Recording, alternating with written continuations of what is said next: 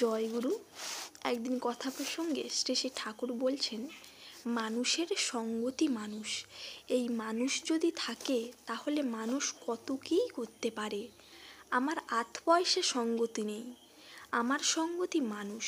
মানুষ কেনা যায় ইষ্টার্থী ভালোবাসার গুণে, সেবার গুণে, সহৃদয় আন্তরিক ব্যবহারের গুণে, সওয়া বওয়ার গুণে, ধৈর্য অধ্যবসায়ের গুণে, দয়া ক্ষমার গুণে, অক্রোধিকতা, অমানিতা ও নিরলস পালন পরিচর্যার গুণে, ত্যাগ তিতিক্ষার গুণে, তাকে সার্থক, যোগ্য ও বড় করে তোলা সক্রিয় প্রবণতার গুণে।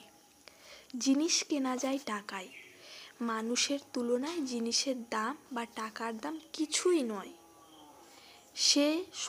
যে সব গুণের কথা বললাম, ওই সব গুণ যদি কারো থাকে তাহলে যে সে নিজের ও অপরের কত ভালো করতে পারে তার ঠিক নেই।